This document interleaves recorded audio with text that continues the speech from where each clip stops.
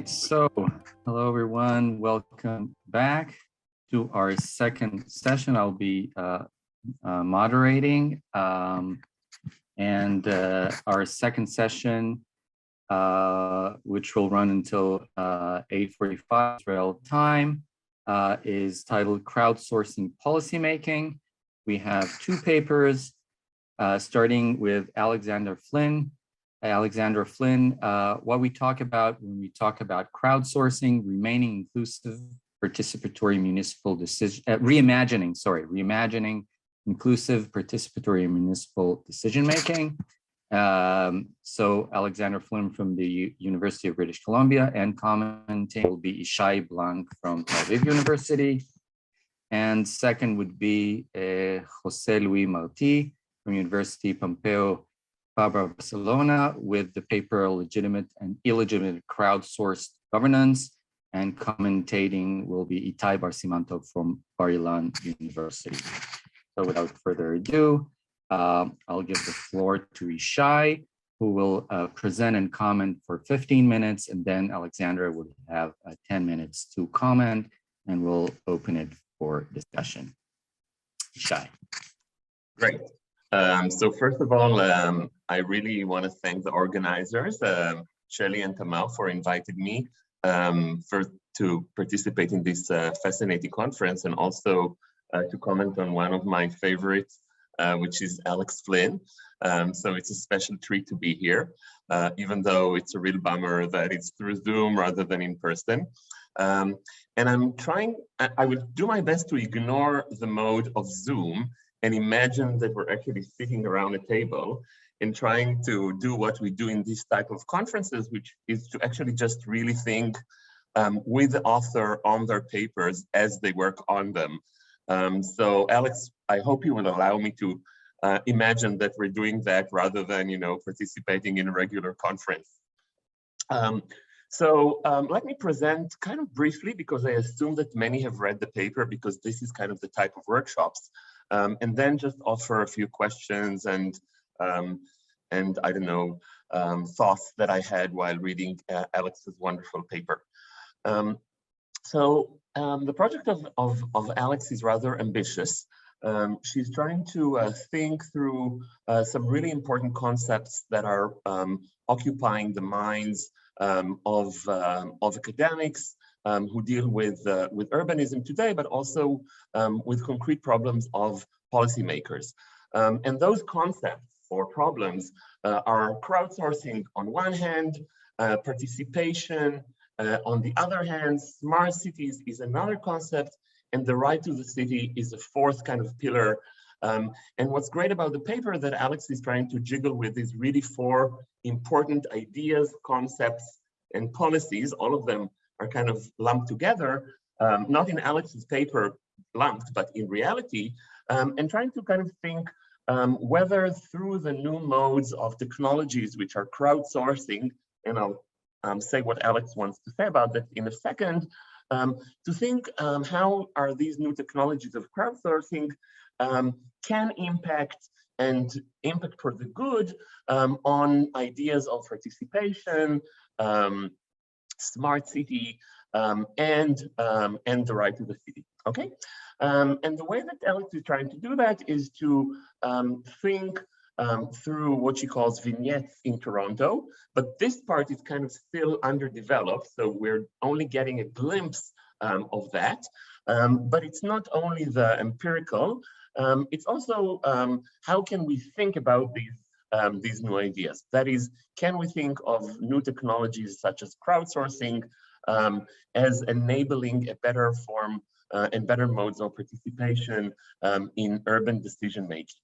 And I think that it's rather clear that when Alex is talking about a better mode of participation, she's thinking about it as more inclusive, less exclusive, also including usually marginalized and dispossessed groups. And again, we kind of see it more in the underdeveloped parts where you're also suggesting that you're going to deal with Native Canadians or with First Nations, I think, or with kind of other groups which other writings of Alex has more explicitly dealt with for those that are familiar with her writing.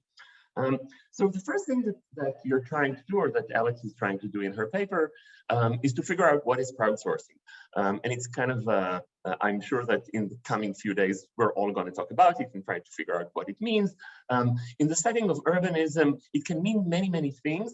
And I think that one of the important parts where the paper can be developed is trying to be a bit more clear analytically about crowdsourcing, in which we view people as objects, and crowdsourcing in which we view people as subjects.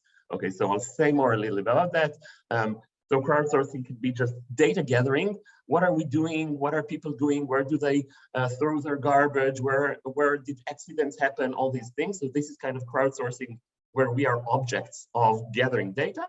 And the other is where we're subject, that is where what are the problems in our mind? Where would we like the municipality to invest its money, its infrastructure, etc., etc. This is where we're becoming subjects.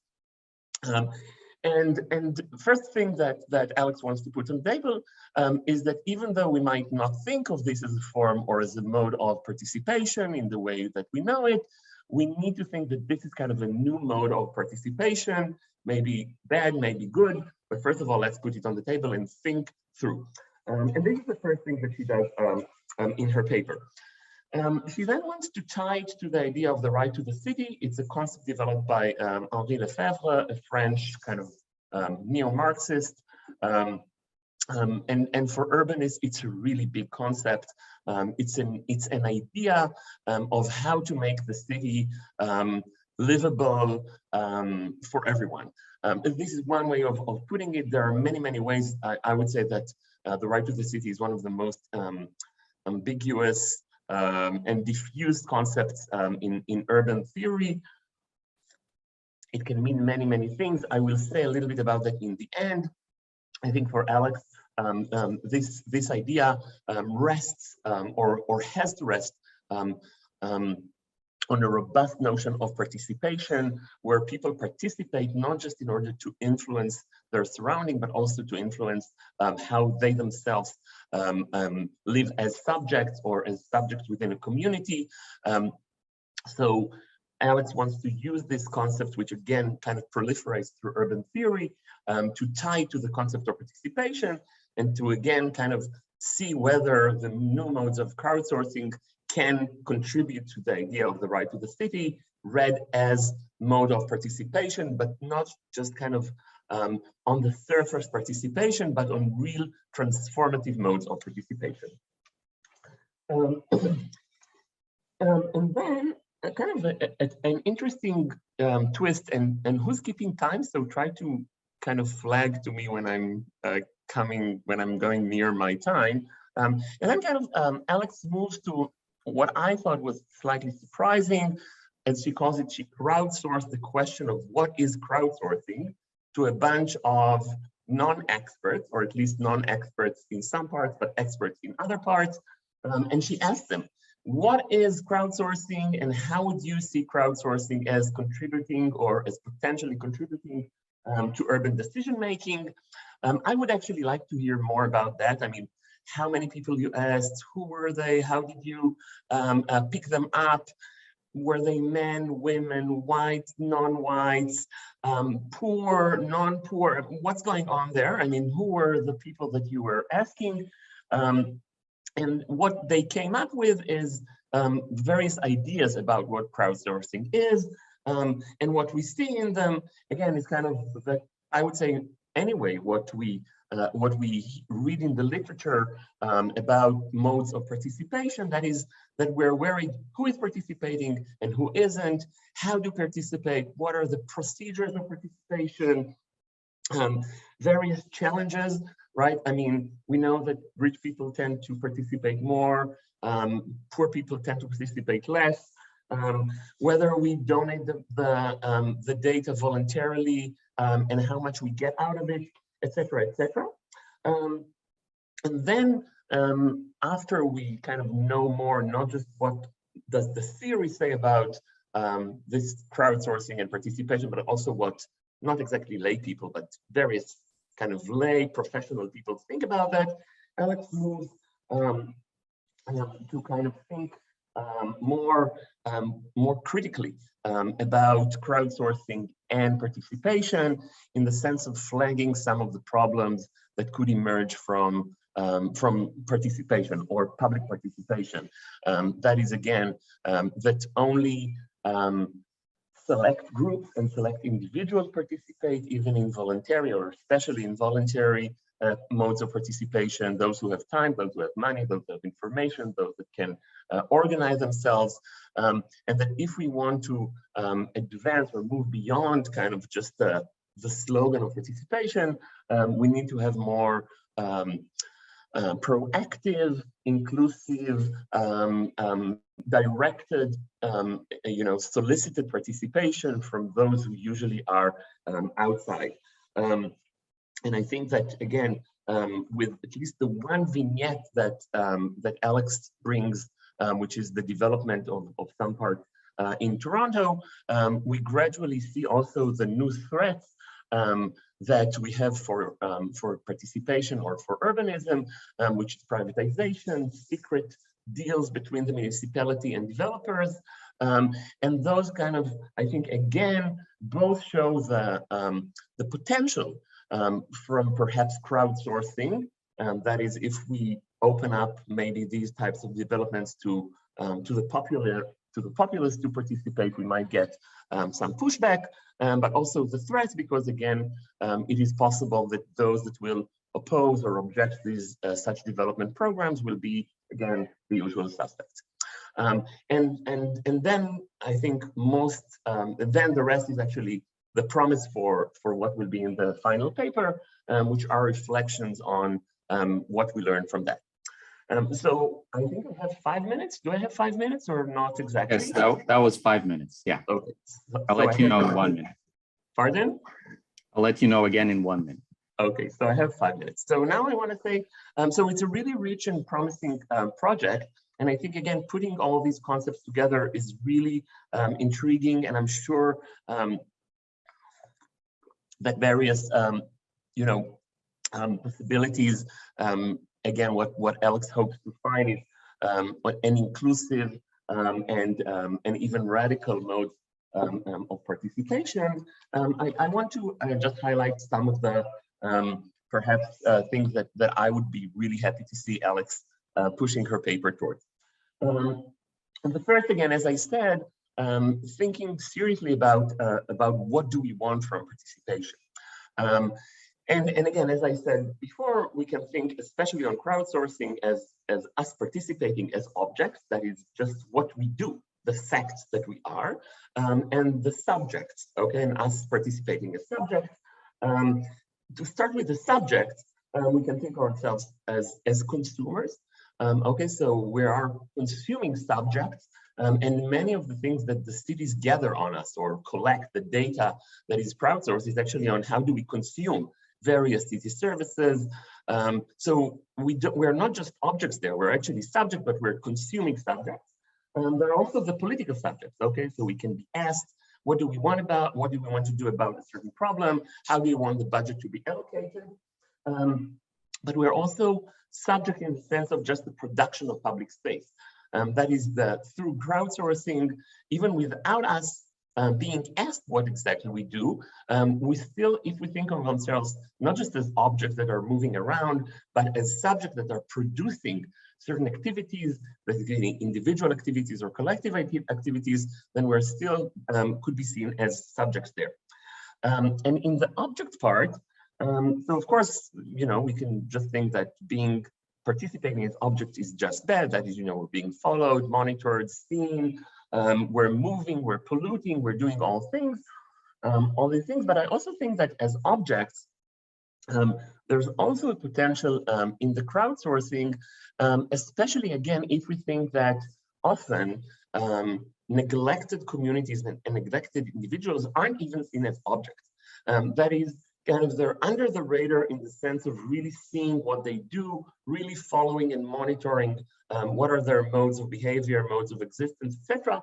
And I think that even in the part of the objects, we can see some potential for crowdsourcing that is that could be positive, and to use technology in the sense, not just to surveil and to monitor, but to actually understand the richness of urban life and the communities that are usually just not seen.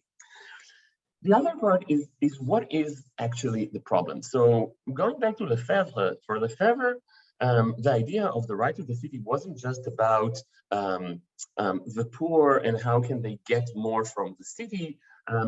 Lefebvre was like many Marxists, concerned with the problem of alienation, that is of the modern subject and the way that modern subjects are constructed constantly as privatized and consuming, as consumers, etc. And for him, the idea of the right to the city was actually a right to transform. Alex points to that. And this transformation, again, I think if we are concerned with this problem, that is with how do we think of participation, not just giving us voice, but as allowing us to change, and through this change also changing our environment, or through the change of the environment also changing ourselves, then I think it will give a different bent or a different slant to the idea of what do we seek in crowdsourcing and what do we seek in participation, generally speaking. There are other problems, right? I mean, so the literature on crowdsourcing, as Alex herself demonstrates, is about new ideas. Okay, so how do we get new ideas? It's all this idea of urbanism with rejuvenation and with creativity.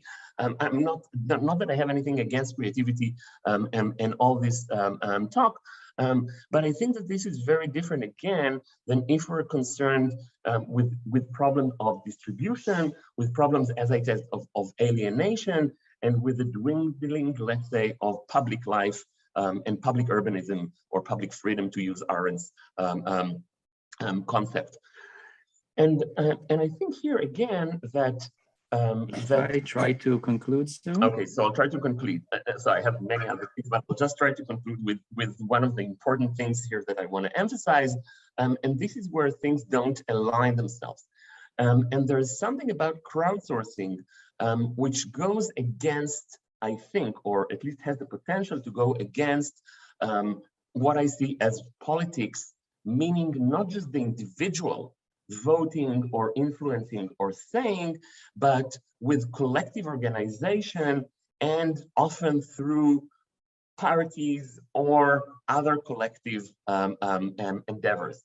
And one of the, at least the way that I know, and I think that maybe technologically we can think of modes that will try to resist that one of the things that happen when we're just doing our thing with the crowdsourcing and using our iPhone to say that this was bad and this is what I want, is that it really accentuates the individualization of politics. And that almost by definition, at least the technology as we know it and the crowdsourcing as we know it, is often a super individualized and fragmentized kind of idea. It's a one topic, it's one thing, it's one question. There's no comprehensive notion of a give and take in a political bargaining, and there's very little notion of collectively gathering as a collective through parties and through institutions and through also representatives. So I would actually like to hear more about the conflict between representative politics and individualized politics that is done through crowdsourcing and the kind of the tension between individual participation and political participation. Okay, so I have more, but ran out of time. Great project. Thank you very much, Yishai. Alex, if I may, please, you have 10 minutes. Thank you so much. So I first just want to thank Shelley and Tamar. This really is the best kind of workshop. It's so exciting to hear people's ideas and to be able to read papers and really work on them, even via Zoom. So this is just a fabulous opportunity. I'm so grateful. And of course, I'm so grateful to Yishai, who is, in my view, just the most brilliant urban law scholar and a wonderful colleague.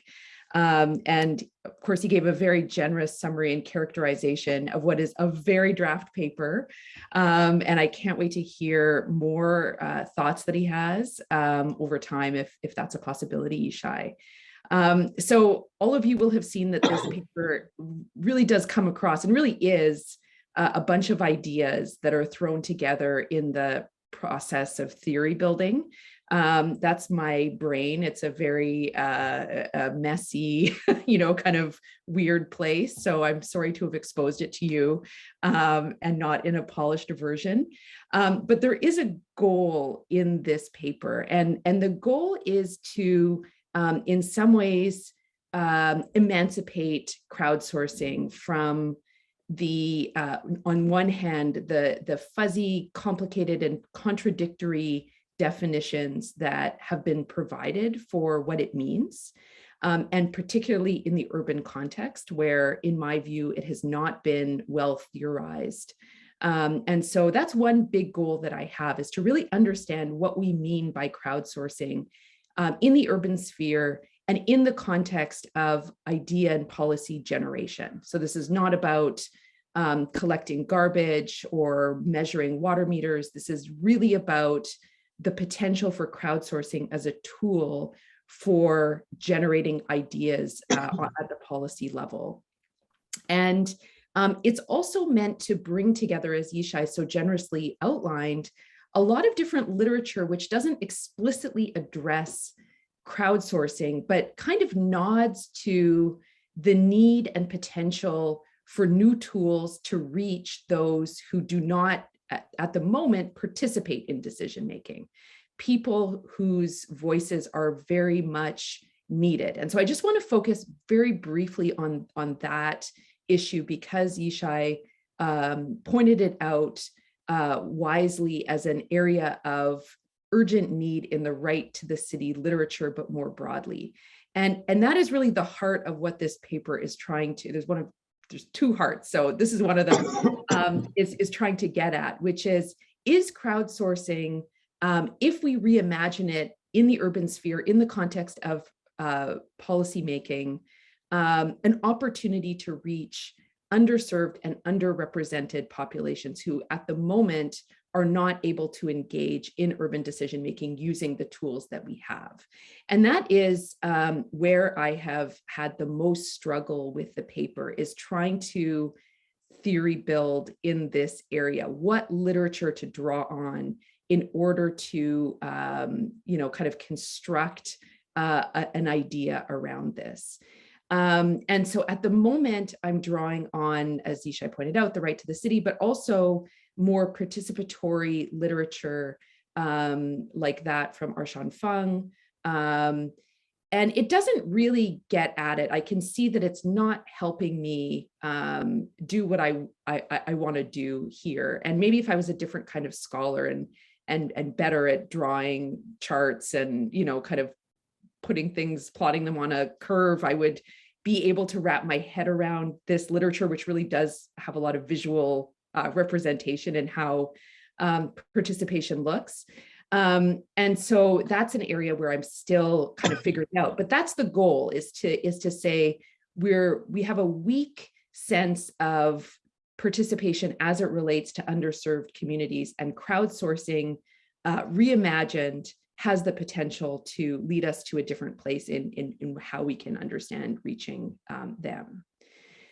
So the second major goal of the paper is around liberating crowdsourcing from the digital. And this might be too radical. I don't know how those in this Zoom forum are going to react to that, or if Shelley and Tamar are going to rescind my invitation to participate. But in my view, crowdsourcing does not depend on the digital. It's the way that we understand it, especially at the urban scale, where that's the technique or technology that's used.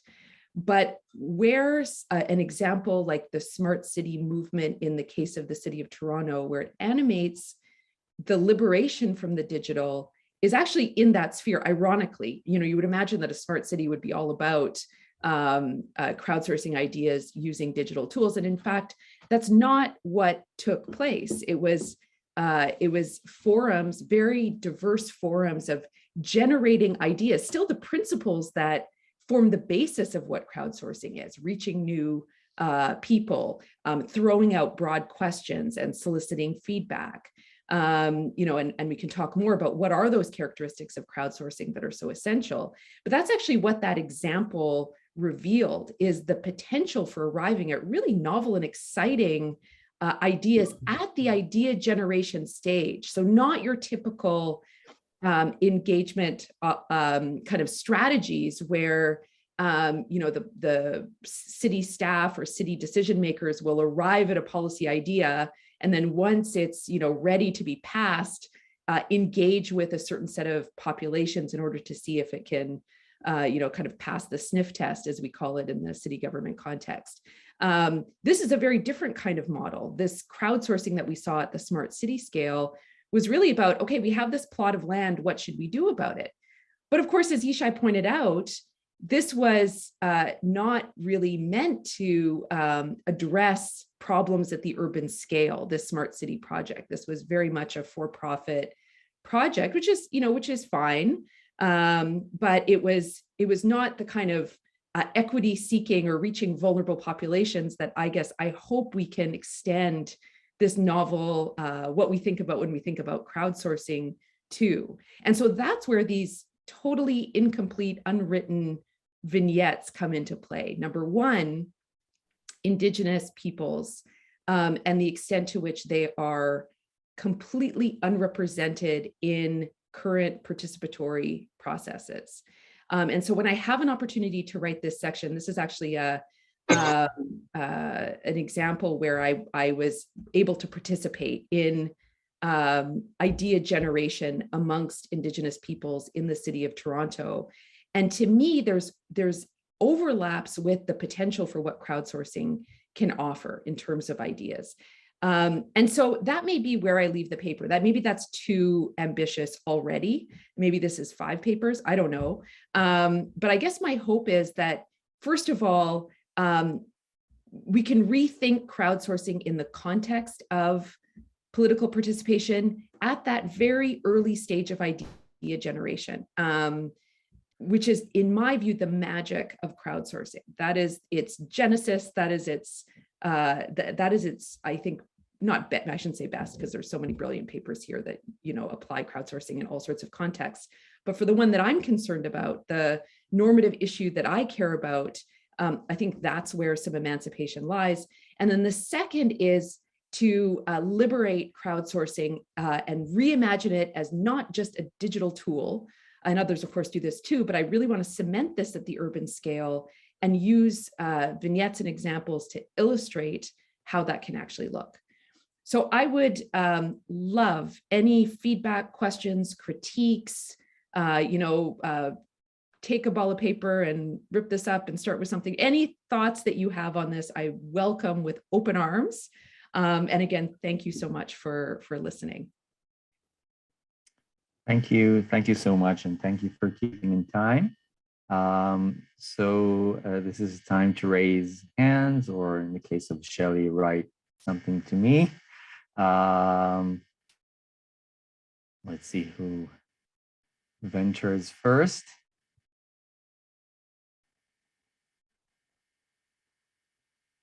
So Shelley, go ahead. And then José, I see. So here we go. So Shelley, José. And I actually think that Tomer and Anat were before me. They raised their hands. Okay, so after them, and then yeah. In order to be just, let's say start Tomer and Anat and José, and then Shelley. Okay. Okay, thank you. So I really enjoyed the paper and the discussion.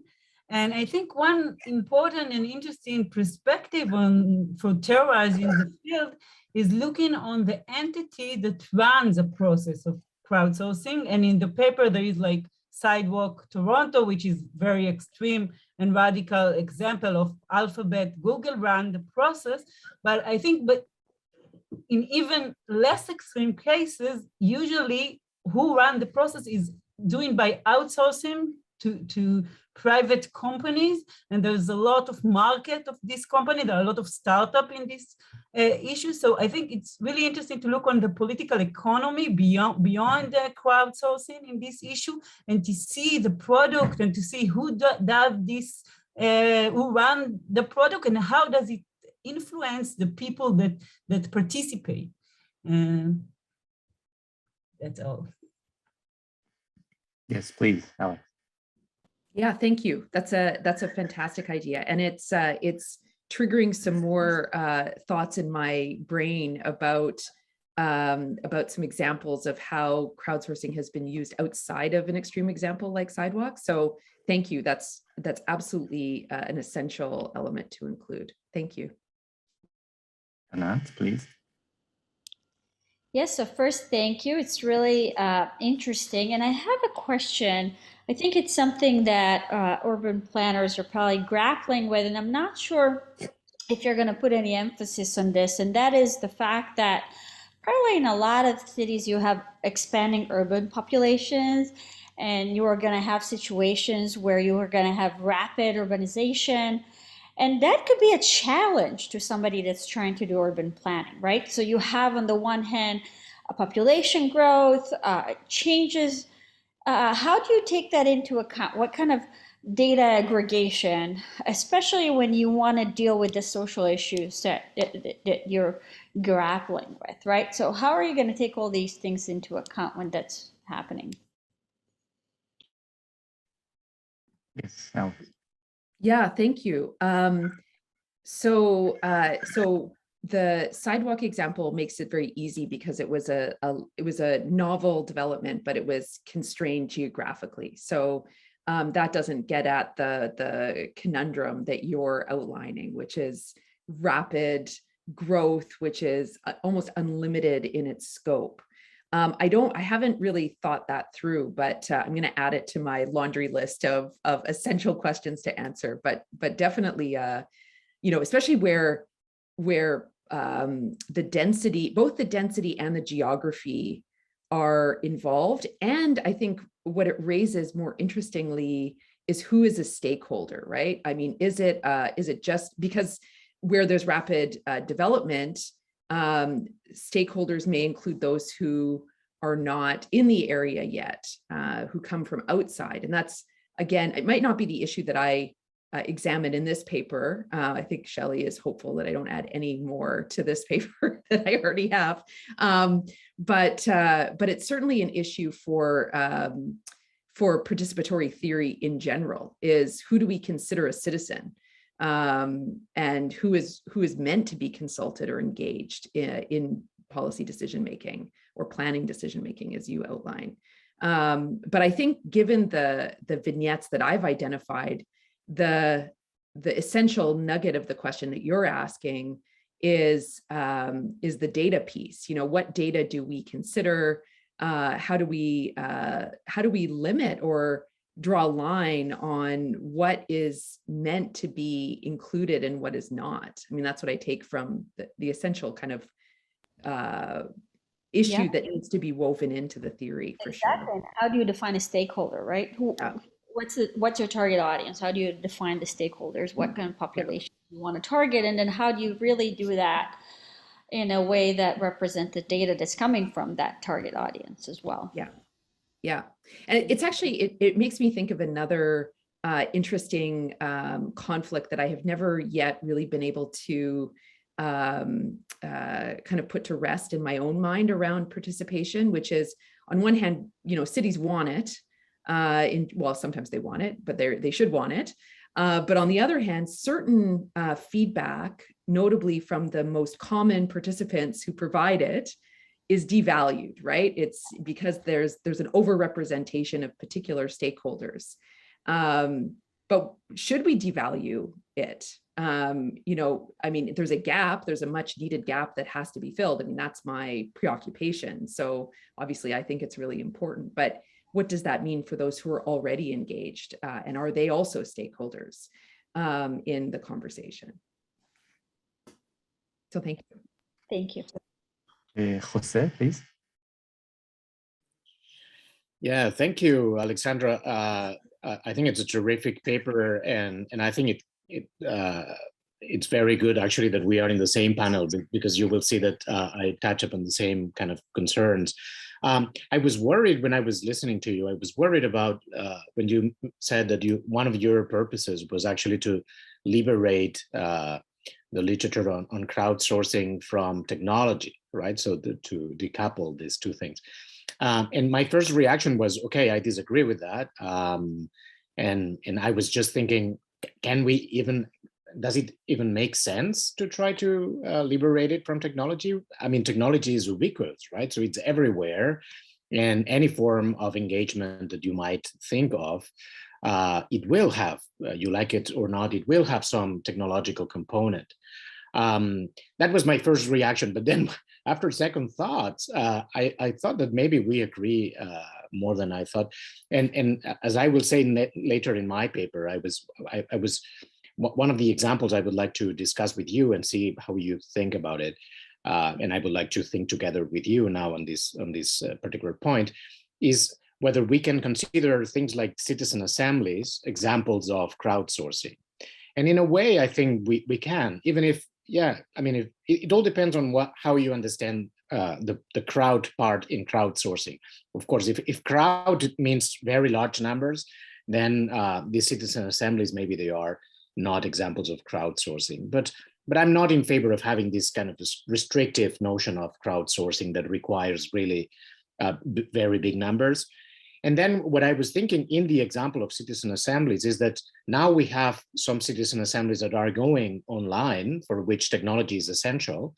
But even those that are held face-to-face in person, technology is part of the citizen assembly, you like it or not. I mean, citizens who integrate these assemblies, they have access to their phones and they have access to information, and they can engage in discussions with other people and so on. So in a way, to be honest, I don't know if we agree or not on this, but I would like to listen more about why you think it's so important to liberate crowdsourcing from technology. Does it make sense actually to pursue that goal, and what's the advantage of doing it? So I think we agree. Not that we have to. It's okay if we don't. But I think we agree. Where I get nervous about essentializing technology in crowdsourcing is in the medium.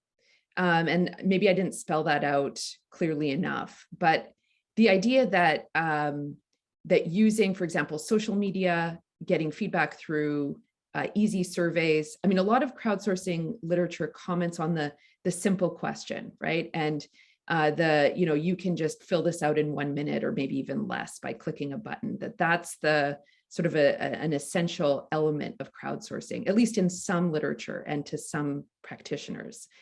And that's what I resist. I agree with you 100% that we can't escape technology. I mean, look where we are right now. We can't escape it in the context of bringing people together at all, or crunching the information that's received, whether it's qualitative or quantitative. But I think the medium of it has to be done in a particular way in order to satisfy an essential characteristic of gleaning this information. That's what I resist. And that's where the example from Sidewalk in Toronto was so helpful, was it didn't center social media actually in the way that idea generation took place. It was, kind of old school in the participatory mechanisms that were used.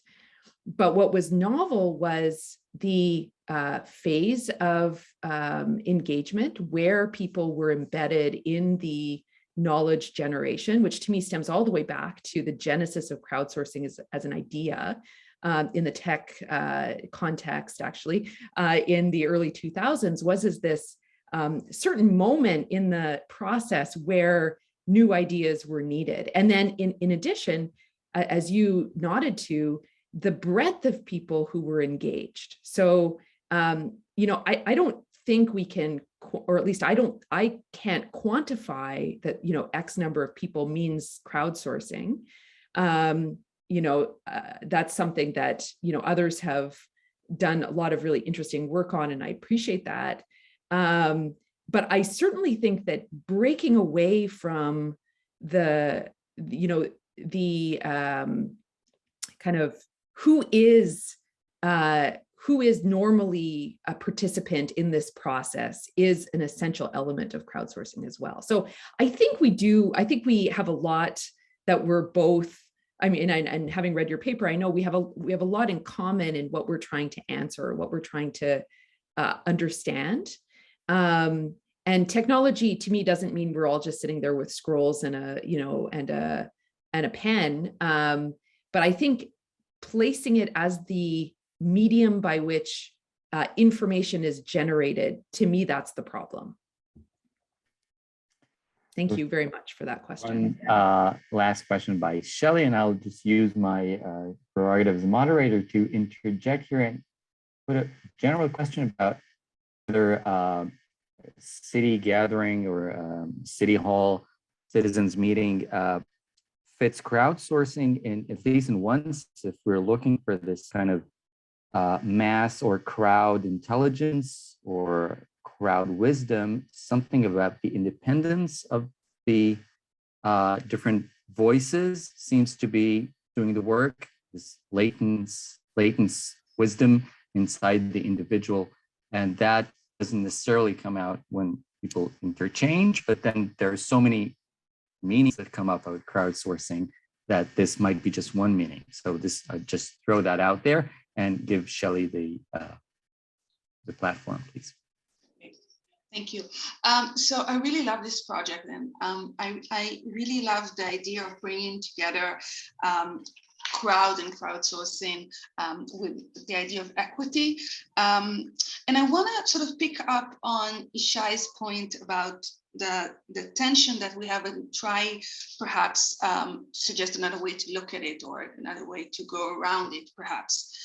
So there is a tension, I think, if we look at it in the literature between the wisdom of the crowd literature that Iddo mentioned and that we heard from Boaz earlier. It talks about the crowd and its epistemic capacity and to reflect knowledge. And then we have the political or normative implications that we look for in law and politics. And each perspective may pull in different directions, but maybe the way to go around it is to try to pick apart some of the characteristics of crowdsourcing or wisdom of crowds and participation, and then try to prioritize them.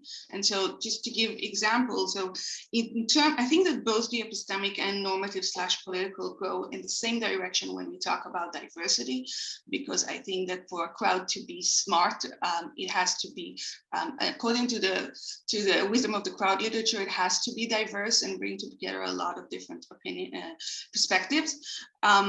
And then when it comes to, and Iddo just mentioned it, when it comes to independence, then we may see a conflict, right? Because we want to have, so wisdom of the crowd literature will focus more on the independence of each individual in order to make the crowd smart and effective.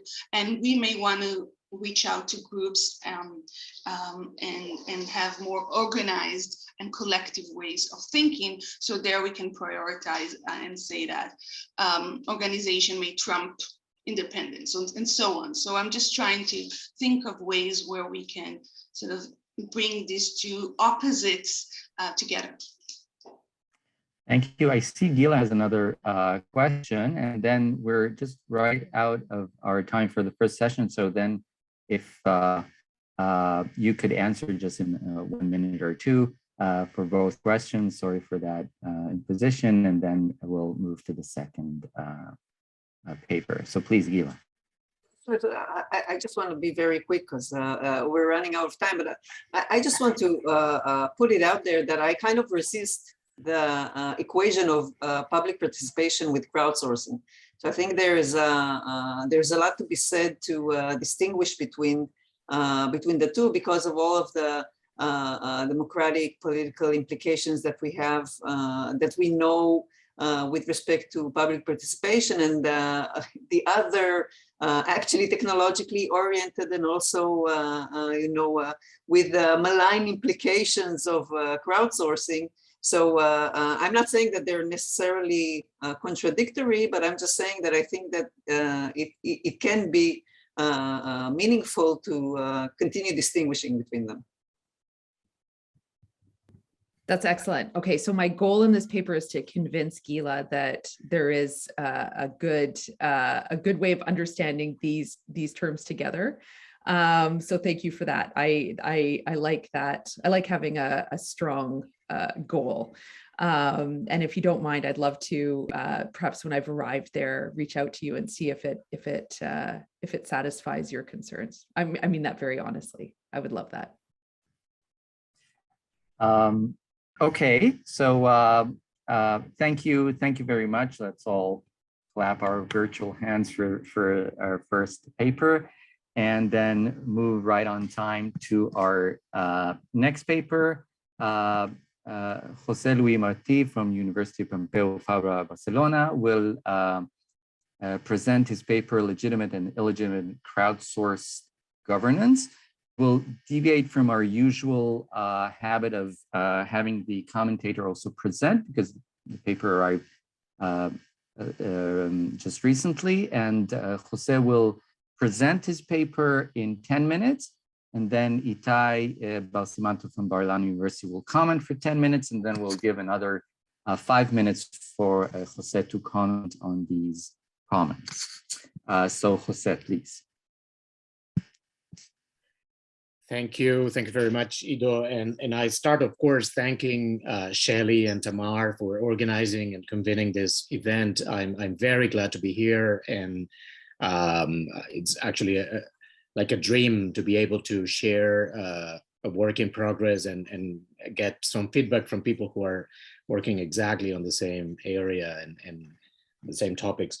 And I also want to apologize. I had some health issues in December, and then that dragged my agenda and my schedule, and then I couldn't finish my draft, even if it's very rough and you know, very rough draft, but I couldn't finish it until Sunday. So sorry about that. I'm not expecting any of you to have read the paper. And I apologize to Ittai in particular, because he was supposed to deliver some comments, and I didn't give him enough time to read the paper properly. Okay, so I will be as quick as I can to try to give you the main ideas that I try to defend in the paper. So let me maybe start with the definition. So I think that as we have said in the previous paper, and I guess we will discuss this along the workshop. So one of the difficulties that we face, as it happens with any other topic in any case, I mean, this is not special of crowdsourcing, but one of the difficulties that we have when we discuss any topic is how to define, how to understand properly the concepts that are basic to the discussion and to the topic, to the field. And here we should start with some kind of shared assumption of crowdsourcing, but we might find that we actually have some disagreements about what's the best characterization. So the way just to be clear on this, the way I approach to this topic is maybe influenced or mediated by what Beth Novak has called crowd law. So I will use basically crowd law as synonymous of crowdsourced governance or crowdsourced public decision making or crowdsourced management. So I guess that you might introduce some distinctions there, and you might, I mean, there is some conceptual work to be done that I'm not ignoring or missing, but I think that, I mean, for the sake of simplicity, let me just use all these concepts as partly synonymous. And let me start with a quote from Beth Novak in a work that she published in 2018, where she says, we can understand crowd law as the way in which, or crowdsourcing as the way in which city councils, there she explicitly refers to city councils. I would be happy actually to extend it to any other level of decision-making, public decision-making. But there she refers explicitly to city councils at the local level, and she says also parliaments at the regional and the national level. So the way in which they are turning to technology, so for her, technology is central to the definition, technology to engage with citizens at every stage of the law and policy making process. This is a super wide notion, right? So any form of citizen engagement mediated through technology at any stage of the law and policy making process, or if you want even more generally at any stage of the public decision making process, that could qualify as an instance of crowdsourcing or crowd law. She also considers integral to that idea that by bringing both more, and I'm continue the quote, by bringing both more cognitive expertise as well as diverse ethical perspectives into the deliberation and decision-making around lawmaking, crowd law holds the promise of improving the quality and effectiveness of the outcomes. That's the first goal, right? Improving the quality and effectiveness of the outcomes. And she adds, thus, we are self-consciously arguing that more online citizen engagement does not simply enhance procedural legitimacy. For me, that is the second goal, procedural legitimacy. But she follows, when it's done right, it also enhances output legitimacy, right? So in her definition, at least, and I think that's actually quite ubiquitous in the literature of crowdsourcing, you can find actually, Shelley was also mentioning it in referring Alexandra's paper. In most of the literature, you can find this kind of dual commitment on the one hand with the idea, the epistemic dimension, with the idea of how crowdsourcing can effectively improve or enhance our public decision-making processes to increase the quality of the decisions that result from them. That's one goal. And at the same time, there is an explicit, sometimes implicit goal with enhancing or at least respecting, preserving legitimacy, procedural legitimacy, or however you want to call it, right? So this is my point of departure. So what I want to defend in the paper is basically, let's say, two claims.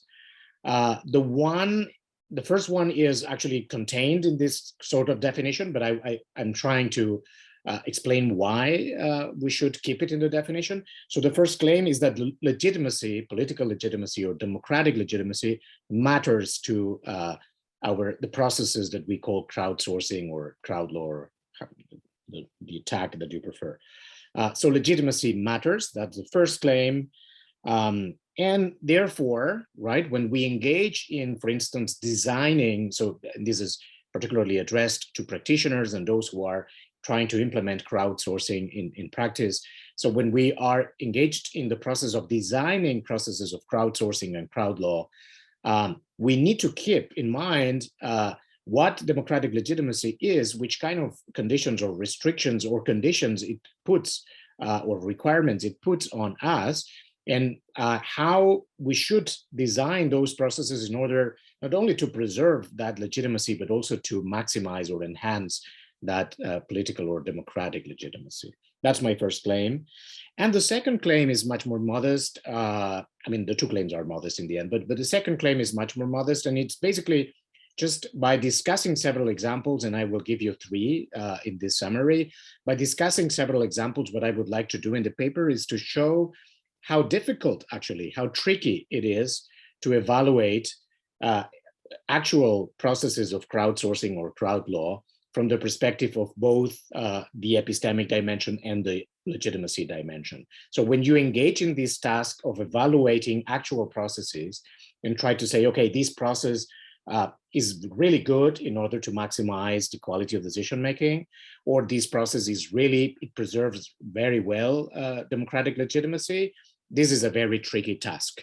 We need to engage in that as a consequence of what I said in the first claim. So it's unavoidable, so to speak, or we really want to engage in that task, but it's a tricky task. These are the two purposes of the paper. Now, the first example that opens the paper, actually, so I use it in the introduction, is so imagine a case of in a city, in any particular city. Imagine a case in which you are deciding, or the city council or the mayor is deciding whether to re-urbanize certain area, and particularly whether some main avenue in some central neighborhood should be turned into a pedestrian area. Imagine that example. And then in that context of making that decision, we might think of a plurality of ways in which you might use crowdsourcing, right? You might invite the people to engage in some kind of earlier discussion about whether this is really a problem or not, the traffic that you already have there or the pollution that you have there, and which is the problem that you want to tackle actually with the decision. You can invite the people to participate also in providing proposals or solutions. It's not only an all or nothing thing, turning it into a pedestrian area or not, but you can also go for many intermediate solutions. So there's a plurality of ways in which you can take advantage of crowdsourcing, and in the end, the wisdom of crowds, collective intelligence, and so on. So imagine that in one particular way, in that city, the mayor, for whatever reason, the mayor wants to explicitly exclude women from participating in these crowdsourcing mechanisms, right? Well, with that information, all the things being equal, I would say this is unacceptable. What I would say is this is illegitimate from a democratic perspective. You cannot exclude women. You don't have any reason to do that, right? I'm not saying that any exclusion would be legitimate. And actually, when we discuss crowdsourcing examples, I mean, also in Alexandra's papers, right?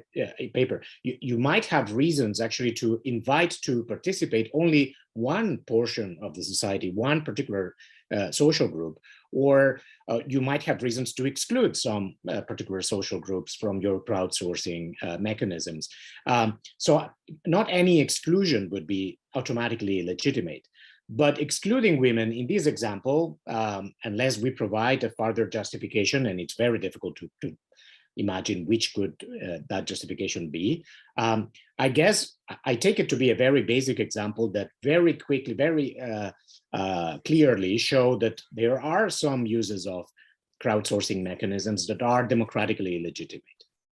So I just wanted to make sure you've seen my notes. You have 1 minute to wrap up. Okay. Right. Okay. Sorry, I didn't see it because I had opened the paper. Sorry. Thanks for letting me know. All right.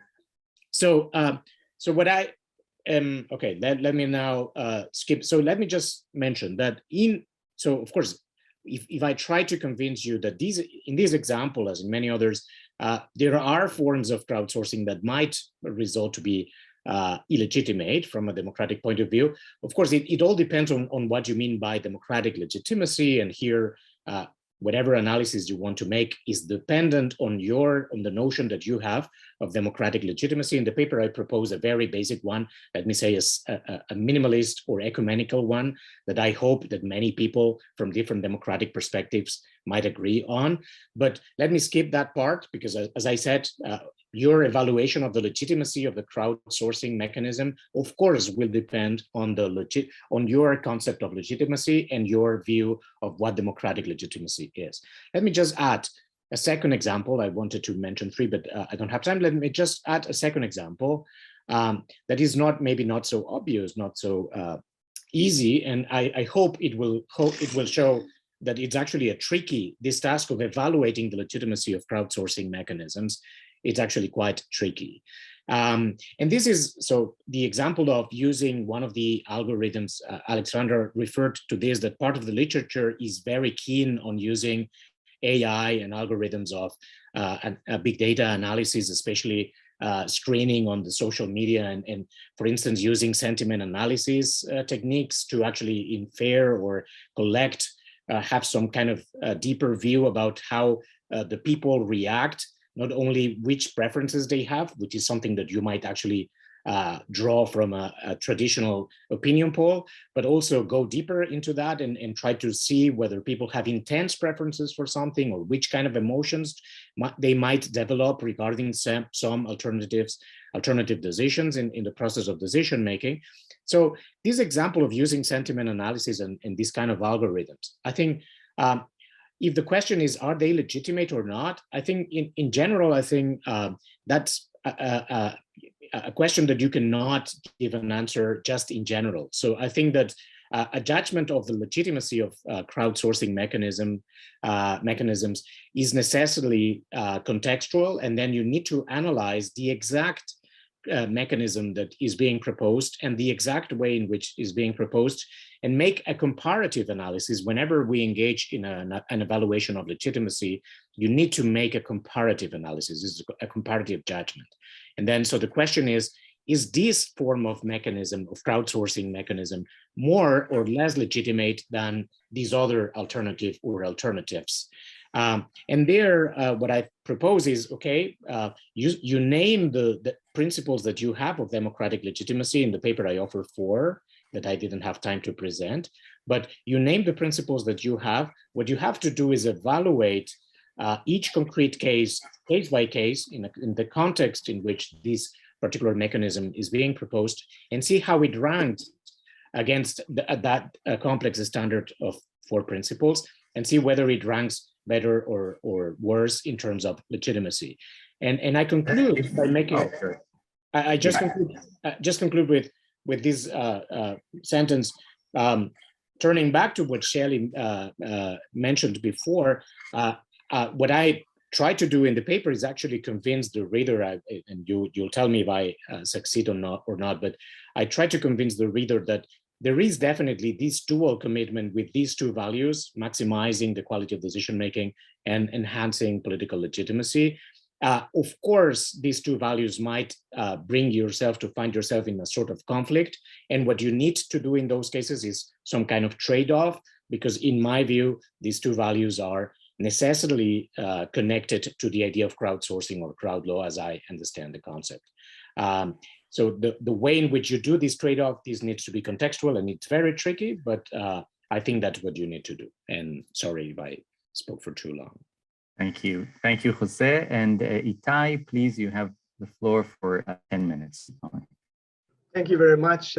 Thank you, Iddo, and thank you very much, Shelley and Tamar, for inviting me, and congratulations for this wonderful conference, wonderful group of experts, and really happy to participate. And thank you. Is it José or José Luis? Just to make sure. Whatever you prefer. It's José Luis. That's a complete form, but my friends call me José, so you can. Okay, so we'll be friends here. Israelis are very unofficial, right? So it will be José. Thank you. Good. So thank you, José, for this insightful draft. I really enjoyed touching on those subjects that brought me back to scholarship that I read in my doctorate, and sometimes did not have time to go back since. So it was very enjoyable, and thank you very much. So I'll start by saying I think this project makes a very important contribution in highlighting the need to focus not only on how to effectively enhance quality of public decision-making, but also ensure its legitimacy. And I very much agree with José that there's a problem that quite often there's some lip service to saying, of course, it has to be legitimate, but a lot of the discussion and a lot of the attention goes to, okay, what would actually enhance the output quality? And I see this also in my areas of jurisprudence and better lawmaking program, better regulation programs. At the end, they all hear about making better decisions, and sometimes they don't talk a lot, and sometimes don't talk at all about the legitimacy of the process. So I think this in itself is a very important contribution. I also agree with the principles of democratic legitimacy that José outlines. So here I share his views as well. So I think that again, in terms of the contribution, spelling out those principles and saying each time that you have to construct a crowd law process, think of those principles. This is helpful and important in itself.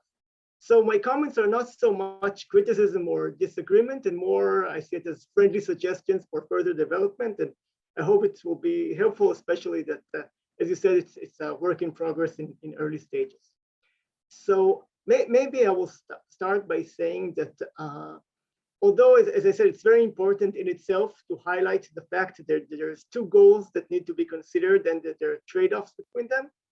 But I would push you to say more about how they interact, when they actually complement each other, in what situations they contradict, and if they contradict, what to do about about it and how to balance. And of course, you say it's contingent and it's complex, but still, I think it could be much more further developed of how you can do it. And I think classic examples of when it's clear that the quality of decisions would be increased by excluding members of the society. And in some cases are very intuitively that you think it might be problematic. For example, saying we want only professors to participate, or we don't want people who don't have high school education to participate. Ex ante would seem very problematic. But if you say this is a specific type of decision that requires a lot of technical expertise, and it's not so much a question of moral diversity, maybe you would prefer to have the experts and not others. And or think about, I'm just giving examples to push you to think about it, of course. So think of a situation where you think that maybe you have a process that you can evaluate the quality of the contributions of the various people. And just to give it, in a funny anecdote, I mean, all of us as professors, we always have those students who have wonderful questions, and then we have this student that each time that he raises or she raises her hand, you see the entire class rolling their eyes, and they never ask a question on point. And then, answering would just divert the class completely off topic. So imagine that you have a process, and perhaps, it's a deliberative process, and you have some AI or moderator or whatever, and you see that there's somebody who's consistently, just raising demagogical or populist arguments, or simply all the time irrelevant arguments. Can you say over time that you just simply exclude him from the discussion or for his input? And then what's more complex, if you see over time a correlation that those people belong to underprivileged or marginalized parts of society, would you still do it or not? And here you see, the trade-off between the quality of the decision-making and democratic legitimacy principles. So thinking more and spelling out more where there could be contradictions, that's my first point. And of course, the more challenging questions that are not clear-cut are, of course, the more interesting ones, because the excluding women example, as you said, of course, made obviously to be very simple, but it's also less challenging. And another related question is maybe thinking of situations where democratic legitimacy is not a trump that excludes some type of processes. For example, you may not do this because this is not legitimate, but specifically because you said a very interesting and nice point that legitimacy is a spectrum and not yes, a binary yes or no. Maybe seeing it as an additional consideration that when you do the trade-off, you might have a bit more legitimacy at the expense of a bit less quality, and vice versa. So maybe thinking more of not the all or nothing, or just as a trump that you cannot do this, but if you do a bit more of that, you'll compensate in the other goal. And then the other related 5 minutes, wow, I'll try. I have much more points, so I'll try to be quick. Another avenue is after spelling out where are the contradictions, to do more work in how to balance between them. And again, you can say, well, it all depends on each case by case and contextual, but still there are ways to balance between competing considerations. And many of us in the jurisprudence community have written about it. So I think there's much more that could be done here. Another thing that I would push you to further develop is to deal with possibilities of tensions, but not between your two goals, but within the goal of democratic legitimacy. What happens if the principles, the 4 principles themselves, have contradictions and lead to contradictions? And for example, I thought about your own example of the whether to close a main avenue in the city to make it a pedestrian area. And you ask the question, who should participate? Only the neighbors that live there, or also those who work there, or those who cross it, or those that are entirely in the city, or from other cities but visit sometimes, etc. And you all, as I understood, you only discuss the question is who should participate. But maybe you could think of a model that different participants would be given a different weight in their vote or their voice. And basically imagine that you have 100 people who live in the area and 100 that work there, but 1 million people in the city. and then millions of people in the other cities. But what could happen is that people who actually are damaged the most and impacted the most by the decision, their voice would be drowned out in crowdsourcing, right? So maybe you can say not only out of questions of quality of the decision, but even if democratic legitimacy, you might want to deviate from a principle that you spell out and all of us intuitively agree with, is formal equality, that one person, one vote. Maybe even out of democratic legitimacy, we deviate from this process sometimes. So this is another area to think about. Another suggestion for development is to say more about the relationship with the digital questions and the AI, because you give us some hints, and it's very interesting and really raises the curiosity, at least in my case. But I think there's much more to say there. Or maybe to be controversial, I can say that theoretically, I could read your paper and say that your argument is not about crowdsourcing or crowdsourcing with technology. It's just in any public decision-making process, these are the 4 fundamental principles of democratic legitimacy.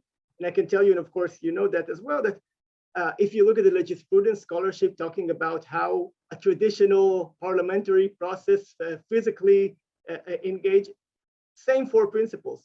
So are you saying just when you do, okay, thank you, I'll be very quick.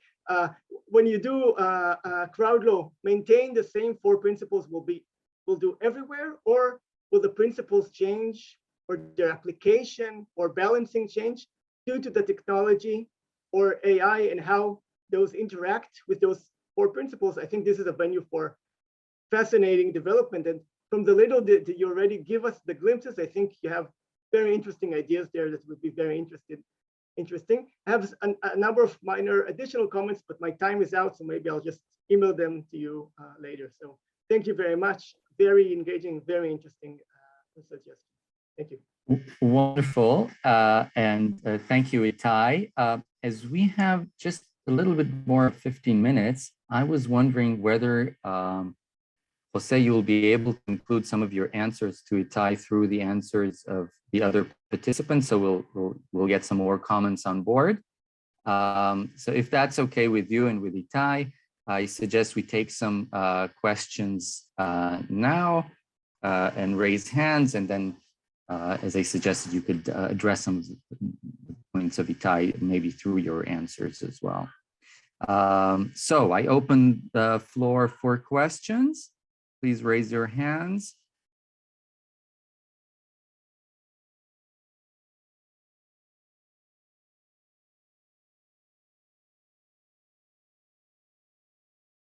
Let's see.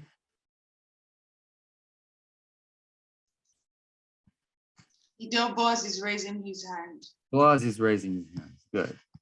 I could raise a question as well soon. Boaz, please. Yeah. My question is the following. Is transparency a requirement for legitimacy? And if so, how do you think about processes that are intrinsically opaque, like machine learning algorithms, that you just cannot know that you have no idea how they're reaching their conclusion, even though you have very good reasons to believe that the conclusion will actually will have a lot of epistemic validity?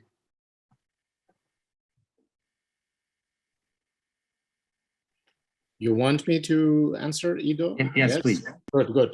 Excellent. Excellent question. Well, first of all, thank you very much, Ittai, and I will come back to your questions in a minute. But just starting with the final question, yes, transparency is definitely one of the requirements of democratic legitimacy as I see it. So it's a sub principle. For me, it's a condition, it's a precondition of what I call the first principle, which is the principle of popular sovereignty. And yes, then this applies, this also refers to one of the things that Ittai was pointing out. This applies to every process, every single moment in every process of public decision-making, including legislation, policy-making, constitution-making, anything, judicial decision-making. Any process of public decision-making need to comply with these processes, even if they might combine these different elements in different ways. And I think Ittai was also right in saying that there might be potential conflicts in the applications of these principles in concrete cases. Sometimes you need to engage in some trade-offs. I think, Boaz, your question is very good. I totally agree that there might be a problem in using AI.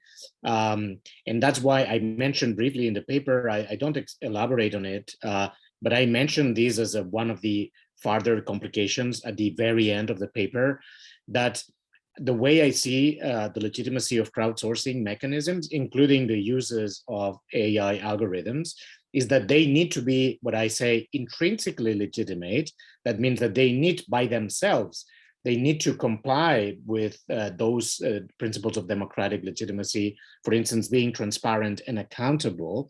And therefore, for instance, in the application of AI algorithms, it's critical, for me, it's crucial that we can grant forms of democratic governance of the uses of those algorithms.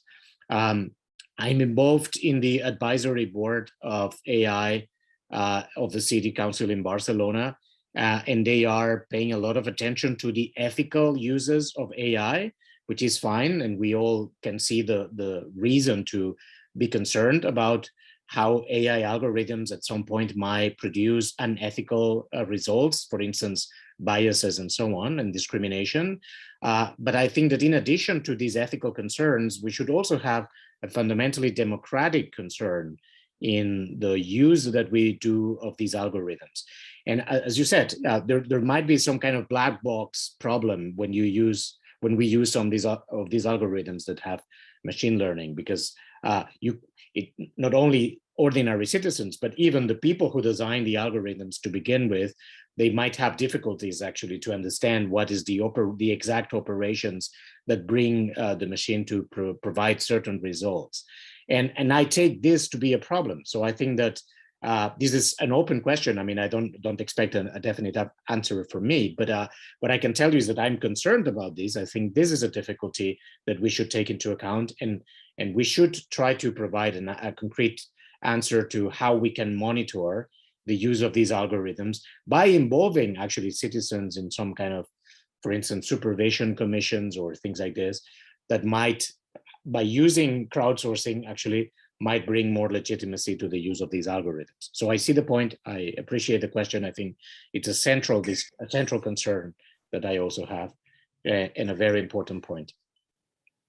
Great. I'll interject with my own question or observation, and then encourage you to raise some more hands, or you can also use the time to answer some of Ittai's other questions. So my comment comes from my own field of expertise, which is constitutional law and comparative constitutional law. And in comparative constitutional law, we have interesting examples of this trade-off between legitimacy and quality. And there are two, as far as I know, two big experiments with crowdsourcing a constitution, and they both failed, right? So there's the Icelandic crowdsourcing, and there's Sri Lanka. They failed for different reasons, but I think they were both very much relying heavily on legitimacy, but question about the quality, it could be raised, but in particular, if we look at these examples, issues of procedure were extremely important. So how you set up in advance the goals of crowdsourcing, how you set out in advance what will you make out of these this input, whether you have enough manpower to manage the input, whether you exchange in interactions. So in the Icelandic case, eventually Parliament just didn't enact it, right, which was what had to be done. In the case of Sri Lanka, as far as I recall, they simply didn't take comments into account. They did whatever they wanted, regardless of the crowdsourcing. But this raises another issue, which is that you can't really sidestep the simple difficulties of government, right? So there are inherent difficulties of democracy, government, and crowdsourcing doesn't really do away with these, right? You still have to manage crowdsourcing the same way you manage any other type of government. So it might be added as some of your tools, but it doesn't really do away with the basic problems of government, legitimacy of government, so on. So this is my input. Thank you. Thank you very much, Iddo. I think this is also two excellent questions. Let me say to begin with, I don't know anything about the Sri Lanka case. The Icelandic case I've studied and I've been involved, and I think it's very interesting. And I will refer to that in a minute. And let me add, as far as I know, or at least that would be my answer, my opinion. I think we can add two more cases to the list. One is the Constitution of the City of Mexico. It's not a country, but it's a constitution-making process anyway, and they used crowdsourcing mechanisms. And the second is more controversial, maybe, but I personally would qualify the Chilean case as a case of crowdsourcing constitution making as well. And by the way, there's a very interesting paper that I would recommend if you don't know it, by Carlos Bernal. He's a former justice of the Colombian Constitutional Court, now working in the US, specifically on crowdsourced constitutional making. I think this is an area that I find particularly fascinating. I will come back to the examples in a minute. So let me try to give some answer to some of Ittai's concerns, which I really appreciate, Ittai. I think that they will definitely help me to improve the paper, and they are super welcome. If you want to share anything else with me by email, I'm super happy if you can do it. I think the first thing I want to clarify, I thought in a way I was already making this point, but I think there's no way, that's my view at least, there's no way of finding a lexicographical order between these two values, right? So I don't see it, I cannot think of it in that way. Like saying always the value of legitimacy will prevail over the value of the quality of decision making, or the other way around. I think that actually doesn't make any sense, and perhaps it doesn't make any sense to me because, as you mentioned, I have a scalar views of both the quality of decision making and also the legitimacy of decision making. For me, these are scalar properties, not binary properties. It's not an all or nothing issue, but it's a matter of degrees. And then, as you rightly pointed out, I think that these trade-offs that we are forced to face, in a way, the fact that we approach these two goals in this scalar way helps us in facing the trade-offs, because we can easily, and that's one of the reasons why I think that this is necessarily contextual, because it depends on every particular context that let me use that language, the price that you pay in terms of legitimacy, so to speak, in order to twist some particular crowdsourcing mechanism and make it much better from the epistemic point of view. These might be acceptable in some conditions, for instance, in a particular country, but it might, the same kind of exclusion or the same kind of a price that you pay in terms of legitimacy might actually be unacceptable, unbearable in a different country or in a different historical period of time.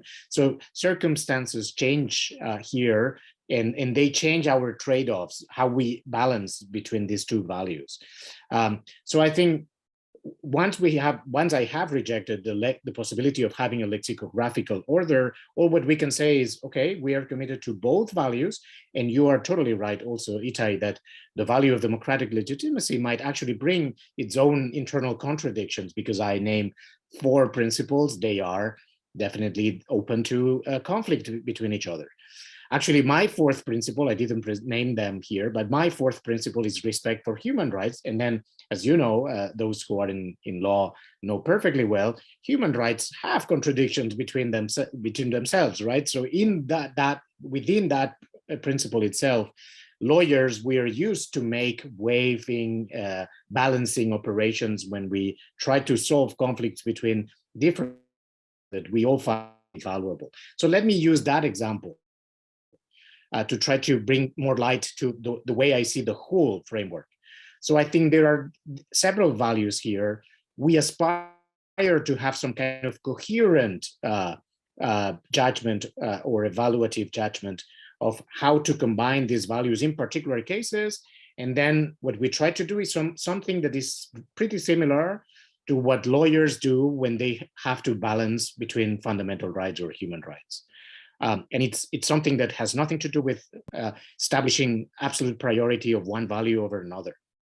And this is even trickier, and that's what I try to do modestly in the paper. It's even trickier because many of the examples that you invited me to think, they are examples that refer to the decisional part of the decision-making process. When the decision needs to be made, who needs to vote, who can participate in the decision-making.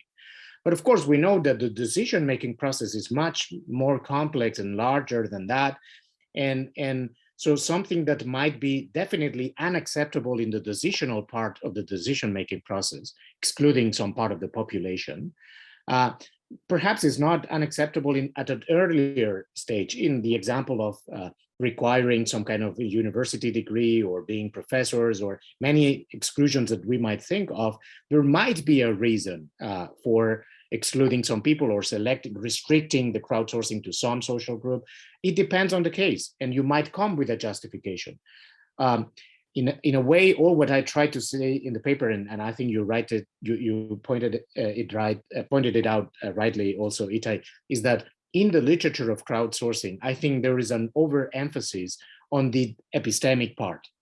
And we usually forget that legitimacy is also important, and we should not sacrifice legitimacy when we are dealing with crowdsourcing. Both things are important, and then we need to engage with these tricky operations. And finally, turning back to Iddo's questions, I think, in those examples, I think you're right, there are many concerns. If you think of the Icelandic example that, as I said, is the one that I've studied more, it's funny because what attracted the views of the students of crowdsourcing at the beginning was the use they did of Facebook and how they used Facebook to welcome suggestions and proposals from any citizen who wanted to participate. And that's actually the part that worked worse in the whole process. I mean, that was a mess. They received thousands of suggestions. Nobody really read them all.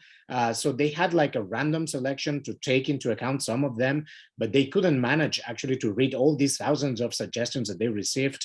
I know people who were part of the Constitutional Council, and they have told me this. I mean, that was the worst part by far. There are much more interesting elements in the process that still qualify as elements of crowdsourcing, according to my view, because I have this extensive notion of crowdsourcing, but they are much more interesting, and they are successful, even if the process as such, as you said, failed. But it failed not because of any failure of the process, but it failed because the political parties in the Congress, they didn't want even to take a vote on the constitution that had been ratified in a referendum. That's an amazing case. But the Icelandic case, fortunately and hopefully, it has a second part, and they are now, some people at least, are trying to revitalize this kind of constitutional moment. So the story is not finished, so we will see how it ends. Maybe it's not a complete failure in the end. But I think you're right. I mean, all these examples illustrate that we are constantly forced to engage in trade-offs. And I guess if I can summarize, I will finish with that. If I can summarize what I try to do in the paper is say, okay, it's important that we don't forget all the values that should matter to us when we engage in practice in these kind of processes. But of course, reality is very complex, it's very tricky. We all know that, all of us who have been involved in practical cases, we know that it's very tricky actually to balance properly all these different considerations. So my attempt in the paper, very modest, is try to provide some initial framework that might help to orient people who are engaged in practice in designing processes of crowdsourcing mechanisms, at least to have like a checklist of the kind of things that they should not forget. And then how they should combine these things and so on. Well, this is tricky, this is a hard life, as any lawyer would say. about the task of balancing rights. I mean, this is very hard, and this is something you do only case by case and taking into account a number of considerations that it's even impossible to comprehensively list in one single list. That would be all. Thank you. Thank you all for the So feedback. we end with an optimistic note that Iceland might actually have a crowdsourced constitution after all. And I give the floor to the organizer. Thanks so much. Okay, so thank you so much to everyone who took part today. This was a really interesting first day, and I'm already looking forward to tomorrow. Let me now invite you all to join us on Wonder for some informal gathering to start to maybe get to know each other a bit more. So the link to Wonder, which is a separate platform, is now in the chat for everyone.